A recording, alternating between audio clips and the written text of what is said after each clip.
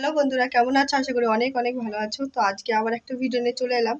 তো কি ভিডিও করব তাই ভাবছিলাম, তাই ভাবলাম রান্না করছি, রান্না করতে করতে একটা ভিডিও করে নিই। তো অবশ্যই ভিডিওটা পুরো দেখো আর কেমন হয়েছে জানিও। আর কমেন্ট করতে কিন্তু কখনোই ভুলবে না, একটা লাইক একটা কমেন্ট অবশ্যই করো। তো দেখা যাক কি ভিডিও করেছি, তোমরাও দেখো আমিও দেখি।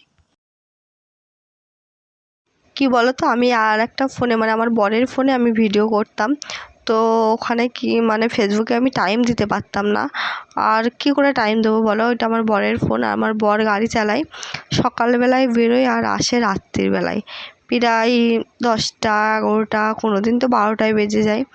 তো কোনো দিন ভিডিও ছাড়তে পারতাম, কোনো দিন পারতাম না।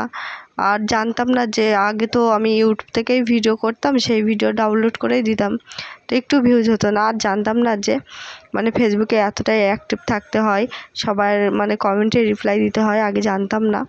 তো এখন যেমন আমি অনেক কিছু মোবাইল দেখে শিখেছি, জেনেছি, তো আগে তো জানতাম না। আর মোবাইল কখন নেবো বলো, আমার বর তো সকালেই বেরিয়ে যেত, আর ইউটিউবে ভিডিও করতাম। তো রাত্রিবেলায় আমি যে গুছিয়ে বসে থাকতাম, আর আমার বর যখনই বাড়ি আসতো মোবাইলটা নিয়ে, মানে রাত 11:30টাও বেজে যেত, 11:45টা বেজে যেত, তখন আমি ভিডিও ছাড়তাম।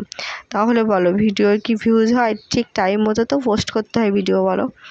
তো আমি অনেক অসুবিধার জন্যই আমি এই ফোনটা কিনেছি। তো কেনার পরে যখন ফেসবুক চালাই, তো ফেসবুক তো আমার সব কিছু শেখাই ইউটিউব থেকে, ইউটিউবের ভিডিও দেখে দেখে কীভাবে পোস্ট করতে হয়। আর ভিডিওর মানে জানতামই না যে রিপ্লাই কি বলে, জানো, আমি তো আগে জানতাম না রিপ্লাই দেওয়া কাকে বলে। তো আমি সব ইউটিউব থেকে ভিডিও দেখে দেখে শিখেছি যে কমেন্টে রিপ্লাই এইভাবে দিতে হয়। মানে এখন যে মানে যেটুকুনি আমি শিখেছি সব কিছু, মানে কি সব কিছুই আমি ইউটিউব থেকেই শিখেছি। তার জন্যই বলি, দেখো কিছু জানো আর না জানো ইউটিউবে সার্চ করলে অনেক কিছু পাওয়া যায়। যা জানো আর না জানো, যদি মনে করছো আমি এই জিনিসটা মানে বুঝতে পারছি না, ইউটিউবে সার্চ করবে, দেখবে সব কিছু পারবে। আমি কিন্তু এত কিছু জানতাম না, বুঝতাম না, আমি সব কিছু সত্যি সত্যি ইউটিউব থেকেই শিখেছি। তো ইউটিউব যদি না থাকতো আমি জানতামই না যে এত কিছু মানে শেখা যায়। আমি মানে প্রথম যখন ভিডিও করতাম, মানে আমাদের পাশের বাড়ি ভিডিও করে, তো তার কাছে জিজ্ঞাসা করতাম, সে তো কিছুই বলতো না। কিন্তু আমি এখন ইউটিউব থেকেই সব কিছু দেখি, আর কারোর কাছে আমার জিজ্ঞাসা করার প্রয়োজনই পড়ে না। তো এই হচ্ছে কথা, এখন ঠিক টাইম মতো পোস্ট করি। তাও দেখো এত ফলোয়ার, বলতে এত বেশি ফলোয়ার না, তাও 7,000 ফলোয়ার, আর 100 ভিউজ তাই হয় না, আমি অবাক হয়ে যাই।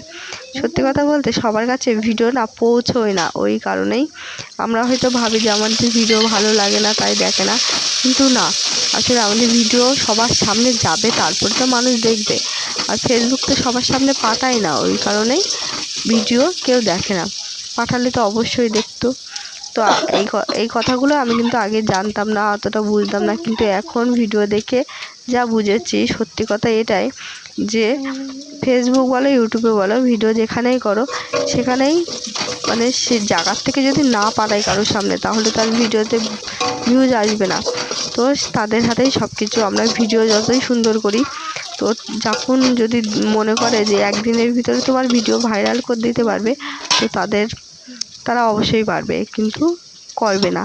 কারণ কি বলো তো, এত তাড়াতাড়ি ভিডিও যদি ভাইরাল করে দেয় তাহলে তো হয়েই গেল, একটু তো কষ্ট করতে হবে। তো আমি ইউটিউবে ভিডিও করি, আর কি বলো তো আমার 2 জায়গায় ভিডিও করতে হয়, টাইম পাই না। মানে যতটাই পারি আমি ততটাই সবাইকে রিপ্লাই দিই, আর চেষ্টা করি, হয়তো একদিন দেরি হতে পারে কিন্তু আমি রিপ্লাই সবাইকে দিই। তো সবাই ভালো থেকো, সুস্থ থেকো, আর সবসময় আমার ভিডিওটা দেখো, আর পাশে থেকো। কি বলো তো, সবসময় সবার সাথে আমি থাকতে চাই। টাটা।